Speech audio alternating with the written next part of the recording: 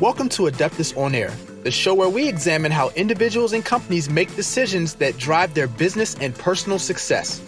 Each week, we connect with notable professionals who pull back the curtain on the industries that Adeptus has been on the cutting edge of for the last 30 years, including music, sports, and entertainment, as well as new emerging markets.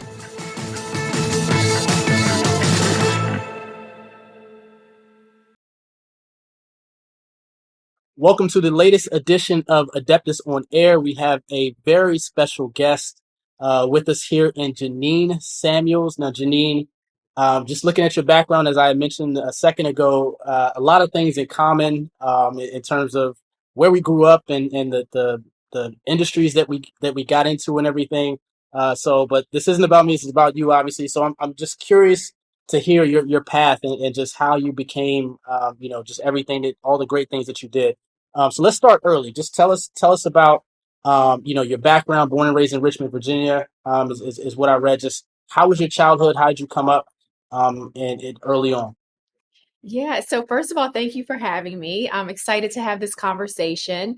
I am one of three girls to Gerard and Nancy, my namesake, actually. So GeNienne, the capital G for Gerard, my dad, and the capital N for Nancy, my mom. My dad, we always joke, he wanted boys and got three girls instead. So we grew up tomboys, but to parents that got married only a couple of years after the Loving case. So my dad is Black, my mom Caucasian. So there were a lot of struggles when they first got married and raising us as biracial children. That was very new then. And so we got a lot of stares. We got a lot of people trying to figure out why these light kids were with, this Black man. And so it was a very interesting upbringing, but our parents raised us not recognizing or noticing that we were different. So it wasn't about race with our family. We loved everybody. We loved one another. And so we were just raised in a very warm, loving environment. Both of our parents are educators. So my dad, a physical education teacher, my mom, an English teacher. So we grew up knowing the importance of academics as well as athletics. So all of us were athletes. I ran cross country, indoor track, and outdoor track.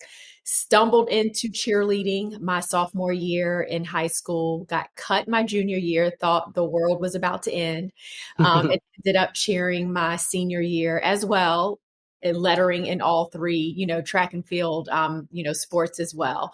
So very fun, warm, no complaints type of childhood in Richmond, Virginia, like you mentioned, and then ended up graduating from Hermitage High School and stayed right here at home and went to the University of Richmond, where I actually gave up the track and field running shoes and decided to cheer. So I was a co-ed cheerleader at the University of Richmond.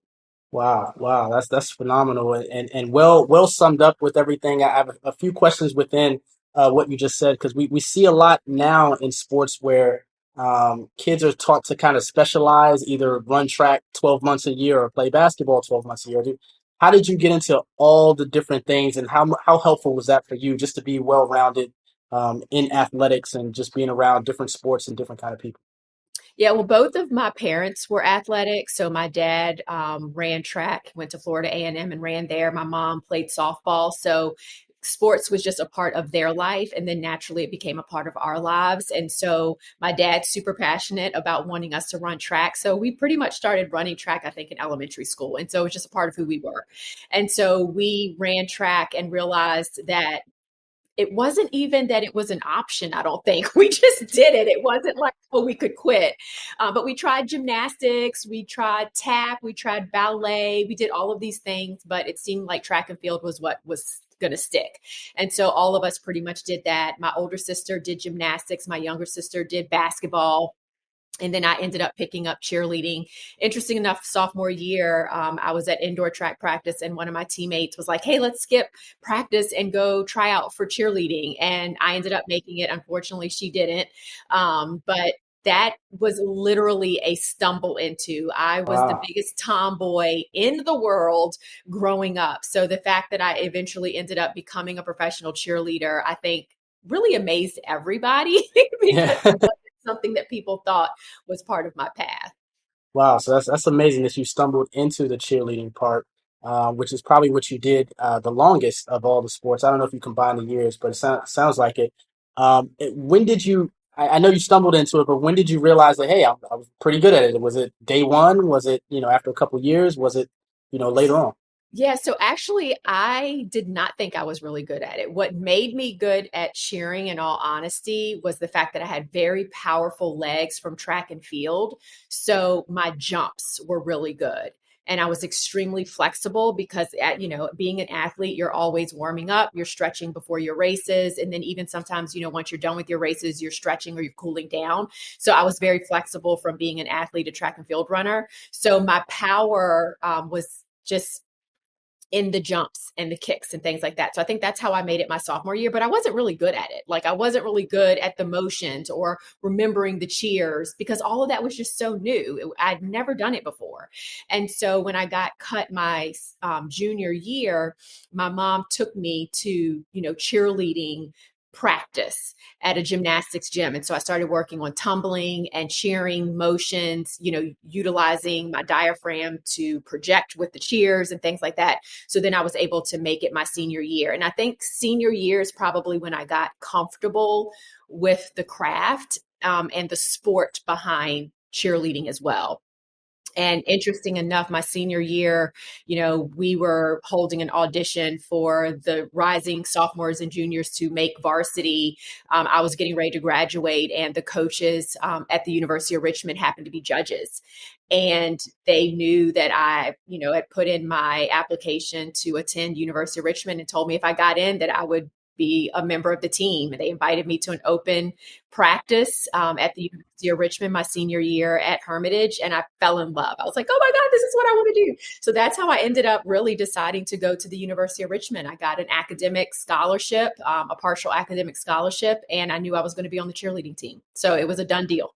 Wow, go Spiders, right? Yes, go Go Spiders. That's Spiders. right. That's right. I'm a Temple grad, so I'm a little familiar with Richmond. They played in basketball and stuff like that when I was there. Um, Okay.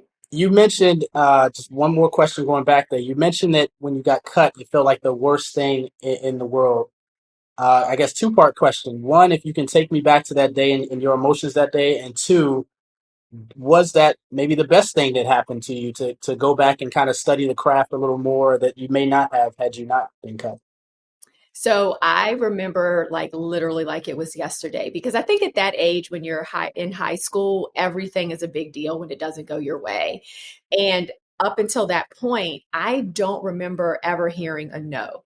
I was, smart. I was in the SGA, I was running for student president, this and that, class president, and I always won and always excelled, always got the good grades. So I wasn't used to hearing no. And so that was literally like my world was coming to an end. I think part of it was embarrassment that I didn't make the team. The other part was just my feelings were hurt. Another part was just rejection.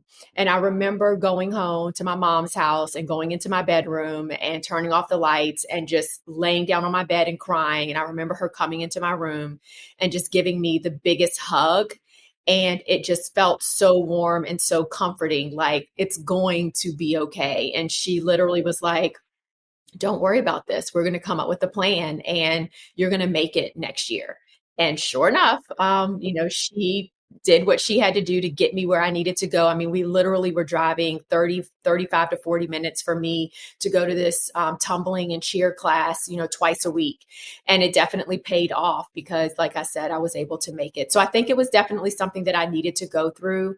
It did help me become a better athlete as it relates to cheerleading, but it also helped me to realize that while I wasn't cheering my junior year, I still had cross country, I still had indoor track, I still had outdoor track, and I could focus my energy and my attention to that sport or those sports and still excel academically while I was preparing for the next thing, which was cheerleading.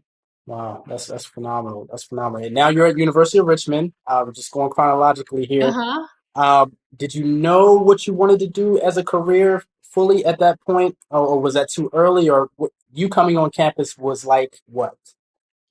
So, a very big unknown but thinking, back then it was very common to want to be a doctor or a lawyer. Like those were the hot professions back then. So I was thinking I was going to maybe be a doctor. And so kind of went that route, biology, chemistry, absolutely hated it. Like, Likewise, likewise. I did not like biology in college. no, I'm like, this is so like what? And it felt like just more memorization, which is fine if you enjoy the topic and if you enjoy the subject.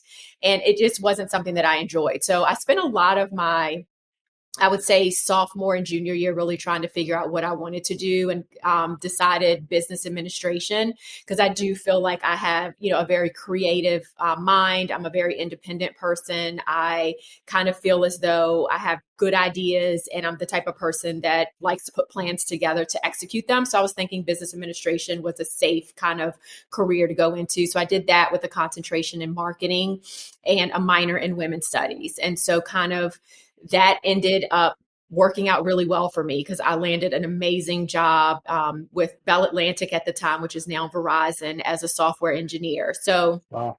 it all worked out in the end, but I would definitely have to say freshman and sophomore years, it was kind of fuzzy, kind of gray, really just trying to figure out what I wanted to be when I grew up. And of course, you never really know. And a lot of times the path that you think that you're going to go on, you don't go that way. You may start that way and you're zigging when others are zagging, and you're coming back and zagging when others are zigging. And that's okay, because that's how you eventually figure out what your passion is. You've got to try different things to be able to really understand and know what lights you up, what brings you joy, and what's going to help you to get out of bed and be excited to get out of bed every single day. And so if you're not feeling that way about what you're doing, then maybe you need to find another alternative and try something different, try something new to really figure out what it is that you want to be when you grow up. Because I'm still growing. I haven't grown up yet, right? So I'm still zigging and zagging and trying to figure it all out, but it's all trial and error. Yeah, that's I'm thinking about my time too. That's perfectly said because now when you see the youth, the younger generation, it seems like they want their answers now, and they want everything now, and they want to have everything figured out. But it is really just a windy road where you kind of, you have your ideas and you explore them and you figure things out. And it might be something better. What advice would you have for young people, particularly young women, that are trying to find their way, through college, right after college? There's a lot going on in the world. Obviously, that the world is different than it was, when we were in college. What advice would you have for young people in general? I would say to not listen to the noise Hmm. and to instead listen to what's on the inside, and really just dig deep and just ask a simple question. What brings you joy? Like what lights you up? Like what do you get excited about doing? When for me it's called your zone of genius, right? So your zone of genius is that thing where when you go and do it, you don't have to prep long hours for it, you don't have to study for it, you don't have to um really put a whole bunch of energy and effort into preparing, because it naturally comes to you. And when you go out and do that thing, you get compliments afterwards, and people are coming up to you like, oh my God, that was amazing. Or, oh my gosh, you did such a good job. And you're like, oh, wow. Okay. Well, I literally just arrived and showed up and just did the thing. But Yeah, that's your zone of genius. It's that thing where it comes naturally to you and you're just able to do it because it's your joy, it's your passion. And when you finish doing it, you feel like energized. It gives exactly. you energy. You feel alive, like during Yes, it, you feel like, you're on cloud nine. And when you finish, you stay on cloud nine for like the next couple of hours.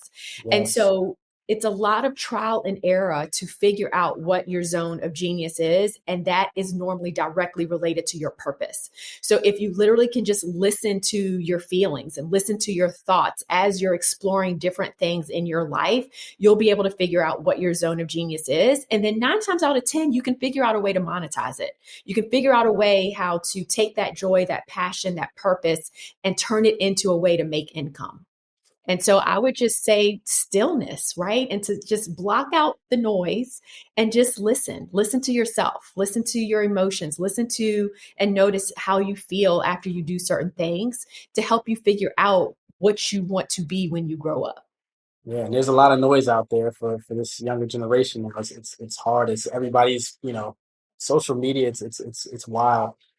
Your media background. I didn't get to ask you about that. How did you get into media? Was that something that you had aspirations of, at an earlier time and just didn't get to it yet, or how did that come about? So, senior year at the University of Richmond, I took a TV news writing course, and I was like, this is what I want to be when I grow up. Like, I Oh, there love you go. doing this. In college, you get to, pick a story, you go interview people, you put together your packages, you edit it. And I just had so much fun, like the research of it all, putting the packages together, like telling the story.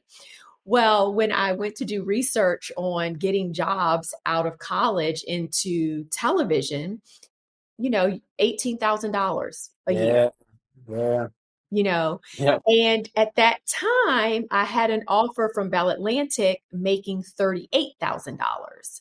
And so I went with the money and I went in the path in which my degree was more aligned. And so I went into corporate America, and I would say probably year 5 in corporate America, I ended up, still having this itch to, do TV and anchor reporting.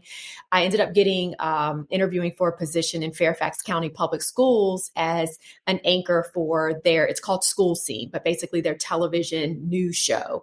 And so I was an anchor for that for a number of years, and then ended up doing sports reporting for Fairfax County Public Schools. And it was fulfilling this desire that I had.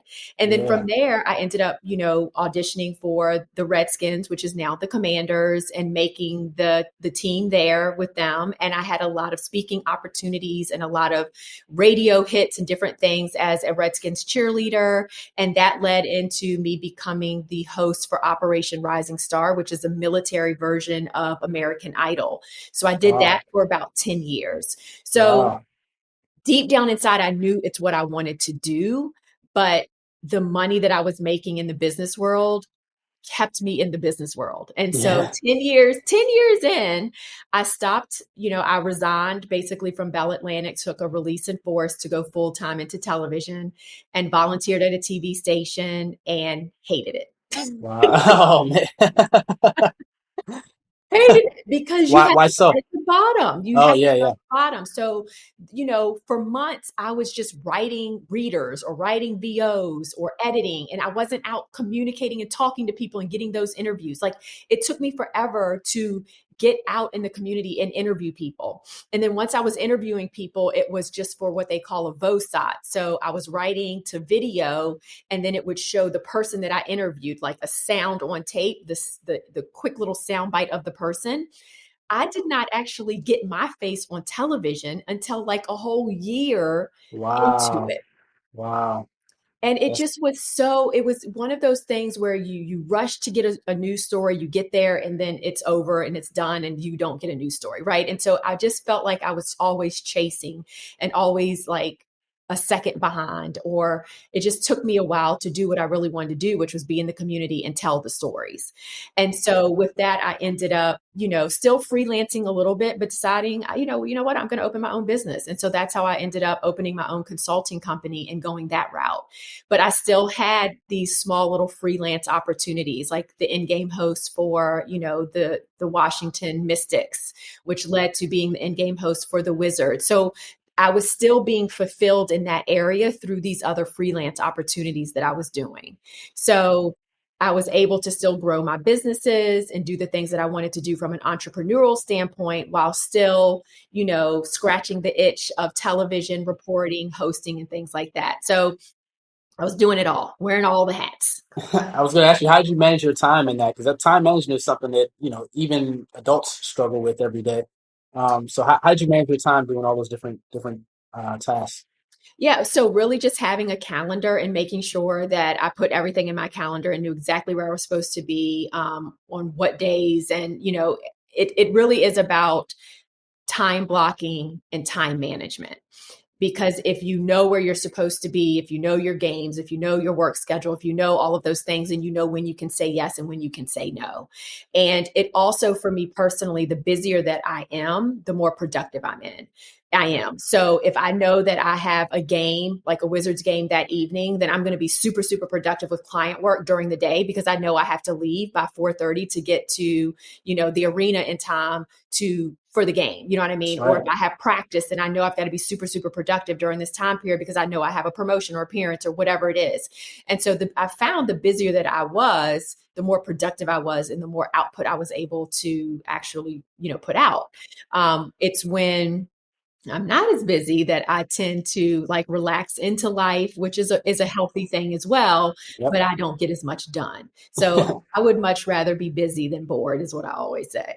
Yeah, that's a good saying because yeah, I mean, you want balance in life, but yeah, in terms of productivity, if you're slowing down, boredom can kind of catch you. If there's like it's like boredom is constantly chasing. So if you stop, it can kind of catch you and then you get lazy. Um, it sounds like you've done a lot of different types of speaking engagements, whether it's on television or at a game, as an in-game host. Like those are all different types within that same realm. Is there one that's more difficult than the other? Because public speaking is a fear of a lot of people. So I guess one, how do you get over the nerves of public speaking for the average person that's not on television, things like that? And two, is there one or the other that's more difficult, whether it's being on TV, a speaking engagement, or being an in-game host? What's more challenging for you? So I would say, do the thing. So do the thing that you fear the most, right? Because then you will not fear it anymore. So the more that you do it, the more comfortable you'll become at it. So I started very young as, running for office in, middle school and high school, where I was put in these uncomfortable situations to give a speech in front of my, class. But that helped me to become more confident and brave in those moments. And so the more that I did it, the more comfortable I became. So now it's very natural for me. So I would definitely say just do the thing, right? And if you aren't comfortable doing it, then prepare. Like put down your bullet points of the things that you want to say during your speech or during, your public speaking opportunity. Practice in front of, people that you trust and that are warm and comfortable, your family, your friends, things like that. Practice in front of them first. Practice in front of a mirror. Record yourself. Give yourself critiques.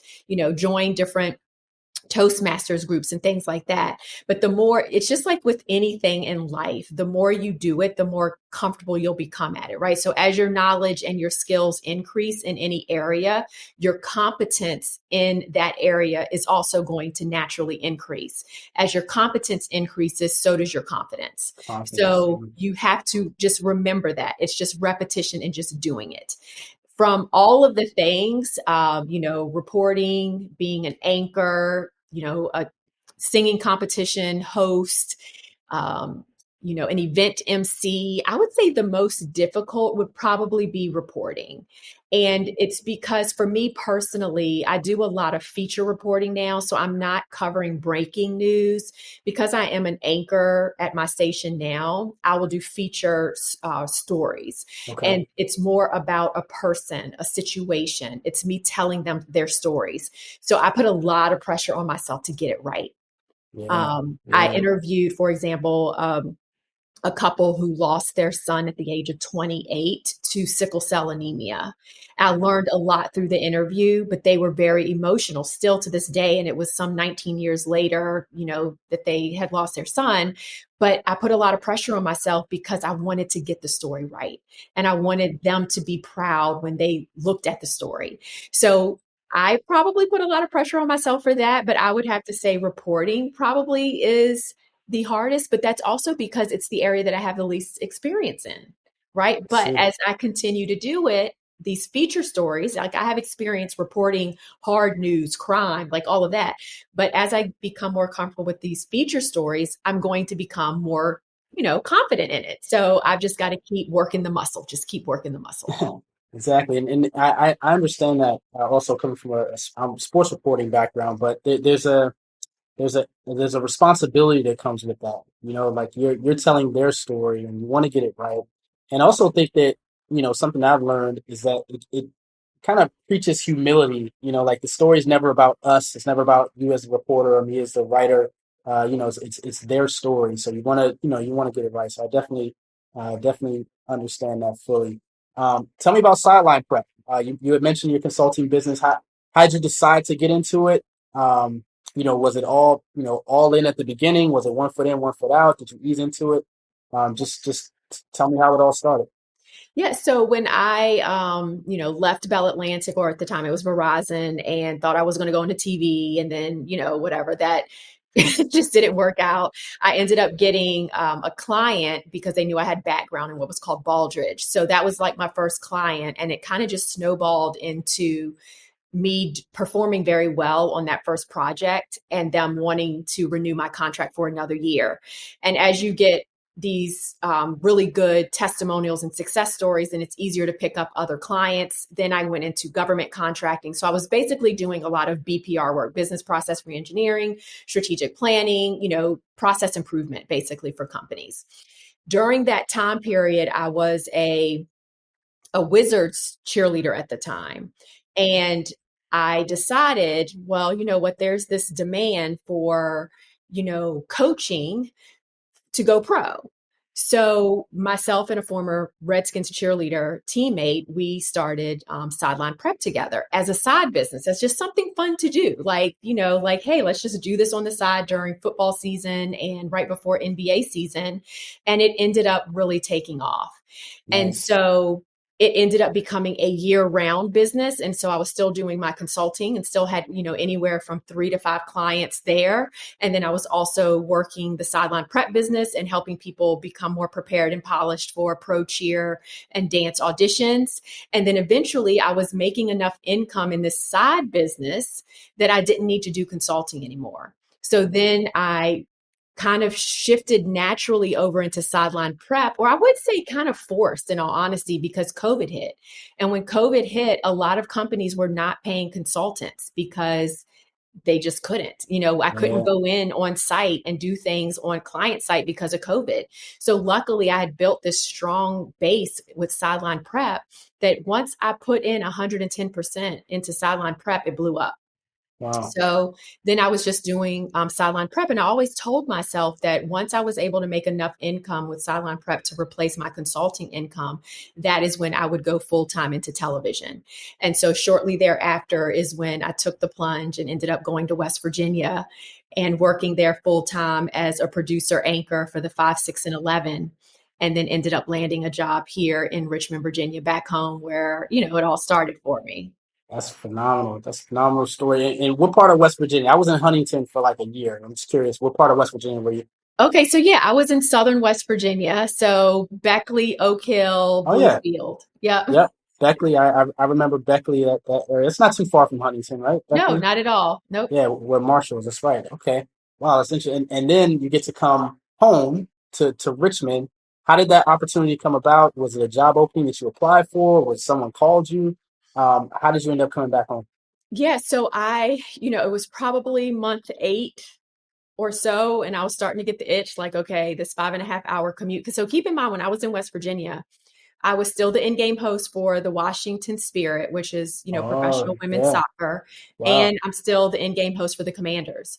So was Wow. commuting to these games over the summer, 5.5 hours. And then once football season picked up, and I was just like, I gotta get home, gotta get closer, gotta get to DC.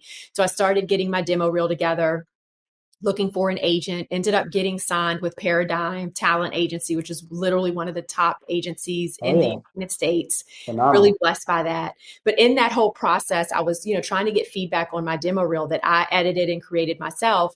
And someone that I went to Hermitage High School with used to be a producer at Channel 6. He put me in touch with the morning anchor at Channel 6 here in Richmond to give me feedback. And it just so happens, because this is how God works, within probably 2 weeks of her seeing my demo reel, a job opened up for an evening anchor position at the station. And so she ended up telling the news director about me. I told my agent, and it just happened. I didn't even like try to get jobs in any other markets because I'm like, I can go home, I can be close to my family. It's a nice middle-sized market. And it was a huge jump. I went from like 176 or something all the way up to like 54. So it was a Wow. huge Yeah. jump. Um, and so just really, really blessed, right? Really blessed to be able to come back home and be, here in Richmond. And it was a relatively easy process. I mean, it was 5 rounds of interviews, but it didn't feel like an interview. Like I just knew like these are my people. Like everyone there was just so amazing and so nice. And it was just such a comfortable, interview process. And is it advantageous for you to know the community? You grew up there, what side of town has this and what side of town has that, and you know your way around. So it's less of a transition period. Was all that an advantage for you going in? Most definitely. And it's also a huge marketing advantage for the television station. So all of my promos are about me coming back home and showing that, I was at Hermitage High School and the University of Richmond. And like that's a big push of their marketing. And they created basically this position of being a community anchor. That was because Nice. I was coming on board. So I do the prime time, the most viewed time slot, which is 6 p.m. And so my co anchor and I are basically what they're calling community anchors. So we do those feature stories, but then I'm also out in the field a lot, anchoring in the field. So I will be, so for the sickle cell series that we did, I was at the American Red Cross and talking about the importance of giving blood. And so I was on the 4 o'clock, the 5, the 5:30, and the 6, talking about sickle cell, the importance of giving blood and educating, educating, educating. So that's like another really cool thing about my job. It's just that, I have the opportunity to really find a topic that, needs awareness and then being able to talk about it on all of the newscasts on location somewhere in the community.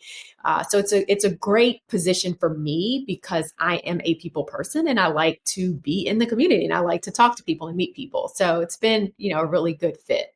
Yeah, I can see how you're just lighting up talking about it. Being back home and being able to do that. So that's awesome. You're obviously very happy now. What would you say the next 3 to 5 years looks like? For GeNienne Samuels. That's a great question. So because of my process improvement background with, my first company, I am the type of person that always strives to do better and be better. I'm always the type of person that's looking like, how can I be 1% better today than I was yesterday?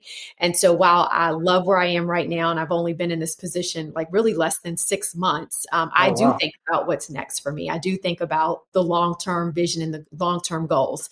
I feel like I could get very comfortable here because this is my hometown. There's a lot of people here that I know. I love my television station. I love the people at the television station.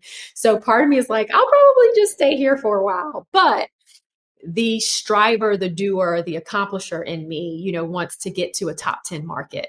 Yeah. And my ultimate goal is to be on like Good Morning America or one of those, morning Nice. shows, bright and early, helping people wake up on a positive note every single morning. So that's my ultimate goal, is to do that.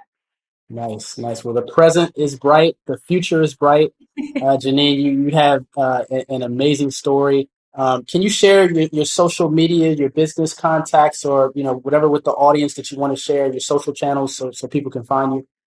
Yeah, I mean, I would love for you to follow me on my personal IG. So it's GeNienne. And so the spelling is a little interesting. My parents got super creative, but it's GeNienne, G as in Gerard, my dad, N for Nancy, IENNE with WITHAG.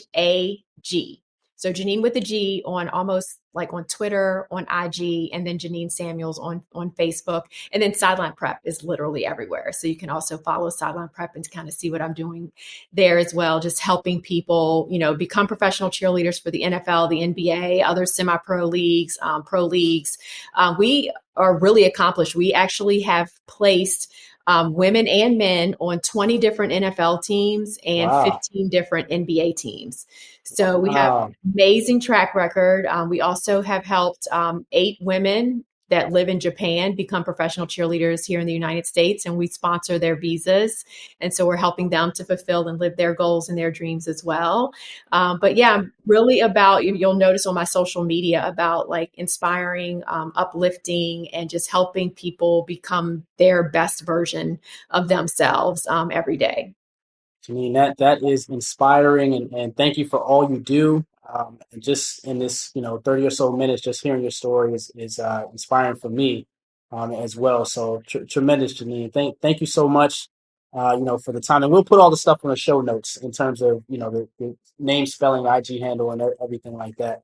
We'll make sure it's in the show notes so the audience can find it. So, GeNienne Samuels, thank you very much. Awesome work. Yes, thank you so much. I appreciate it. Talk to you soon. Thank you.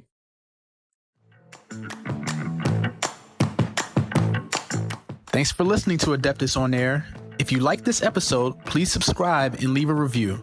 If you have a question related to this episode or have a request for what you would like to hear, please email us at marketing@adeptuscpas.com. You can also find us at adeptuscpas.com online or follow us at Adeptus on social media. The views and opinions by the podcast speakers and guests are solely their own and do not reflect the opinions of Adeptus. This podcast provides general information only and is not intended to constitute advice.